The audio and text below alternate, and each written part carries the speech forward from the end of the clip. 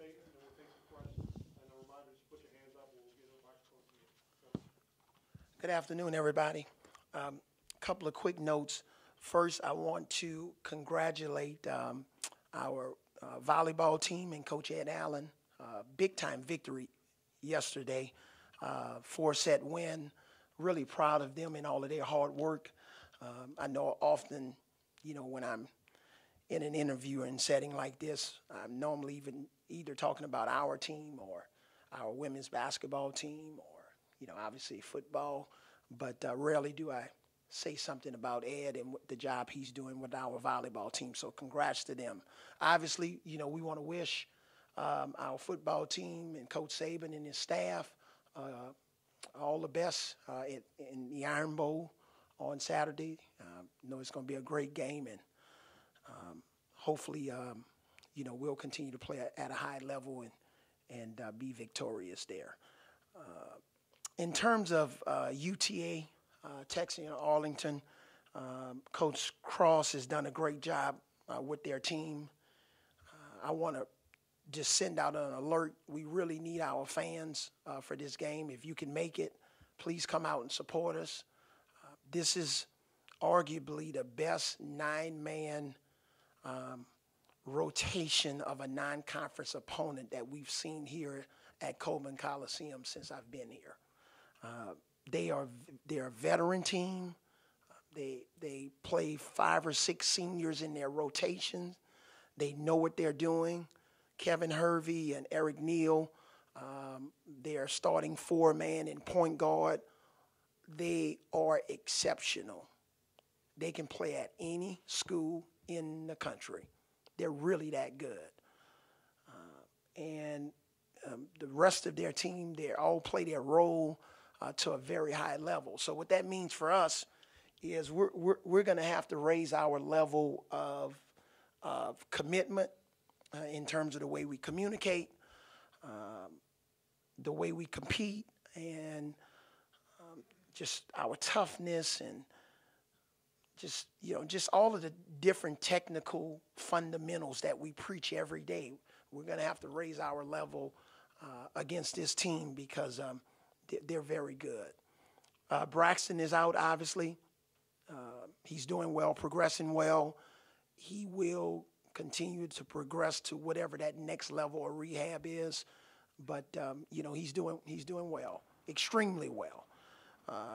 Riley will be a game-time decision. So what that means is he'll go through another practice on today, and then we'll evaluate him in the morning in terms of how he recovers from this practice. And then Armand's out for the next 2 weeks. He will not travel with us, and we'll have another update on him in the next 2 weeks.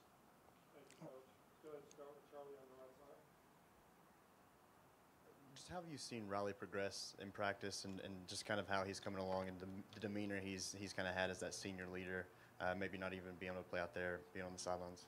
When you've been in a program for the last 2 years with our staff, there's a level of confidence and a level of leadership because he knows what he's doing. And he's very familiar with playing in games like the one we're going to have, whether he plays tomorrow or the games in Brooklyn. So he understands the passion and the attention to detail that must be needed to be successful. We can't have the type of 7 possessions we had in our last game at home and be successful. So Riley can basically deliver our message to the players like no one else because he's been in it. He's played in some tough games with us over the last 2 years. Kind of along those same lines, how much do you think Riley can help with the communication, the on the floor, kind of getting people in the right place defensively and also even offensively a little bit? Well, we're missing a charge guy. Here's a guy that loves to take charges, and he's a scrappy guy. So when we talk about getting dirty rebounds, he's a dirty rebound guy. He's not just a cute rebound guy. So when you don't have him in the locker room in some of the tough games, obviously you miss that part about him. He does a good job of playing defense without fouling. So we fouled a lot against Memphis. Had he been involved in that game, maybe we wouldn't have gotten in the bonus so early. So there are a lot of things that Riley brings to the table that we've been missing. And hopefully, as he continues to get his game legs under him, at some point he'll be able to help us. UT Arlington may not be kind of a name brand to a lot of people, but when you watch them on film, obviously they return a lot from last year. What sticks out the most to you as making them so dangerous? They don't beat themselves.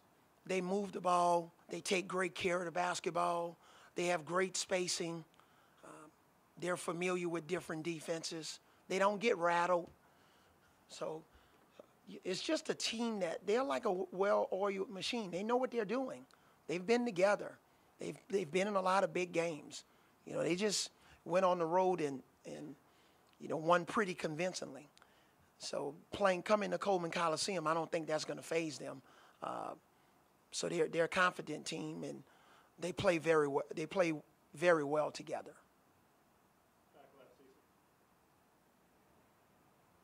Coach, John Petty's the SEC Freshman of the Week this week, and obviously he's coming off a big game against Alabama A&M.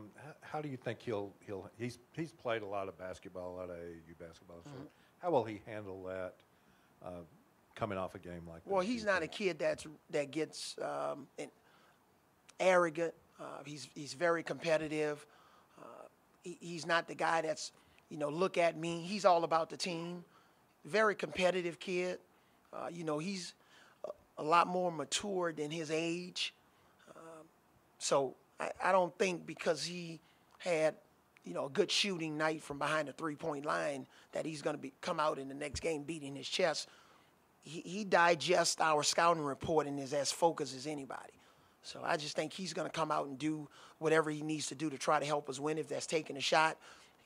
As I've said all along, and I've heard it from a lot of people, even at that next level, he's a really good passer. So he'll pass the ball to the open man if that's what the play calls for. So I just think he'll do whatever it takes for us to win. First off, did you have an Iron Bowl score prediction for us? None, nope.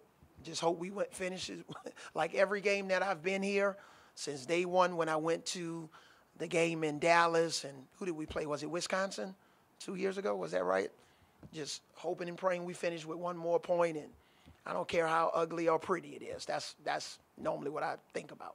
Okay. And the real question about the freshmen, how obviously they're a few games into their run here, how have they molded in with some of the veterans? How do you think that's gone in terms of just integrating into the system? I think they've integrated themselves. At first, in a way, I thought we had two separate teams, but now we have one team. There's no hidden agendas.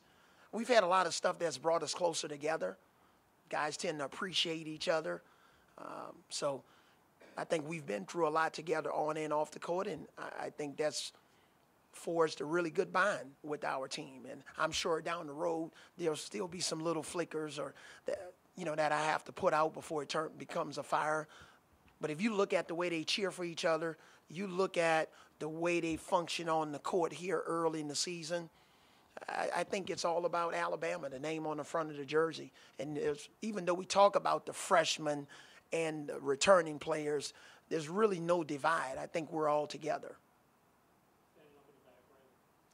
Coach, I know you probably don't pay too much attention to the rankings, but being in the AP Top 25, is that just a step for the program and just good to see for where the program's headed? Well, I think I mentioned this maybe in our preseason press conference. We're not going to take an arrogant stance and, in one sense, say it doesn't matter, okay? We haven't won 5 championships and 16 championships in our history, and maybe teams like that in whatever sport, if they're ranked 10th or 5th or 1st in the country, they can say that it doesn't matter. In one sense, we need small victories to help us not only with this year but moving forward. But, yeah, there's the other side where we're only focused on today's practice, tomorrow's game. But if our name continues to show up in those polls, it's good for Alabama basketball, and it's good for the morale of our program. That's my honest answer. I'm not going to give you the real coach's answer and say, you know, we could care less about it. That wouldn't be the truth. Okay? We have time for a couple more questions if anyone has anything else to coach. Anything else? Okay, thanks.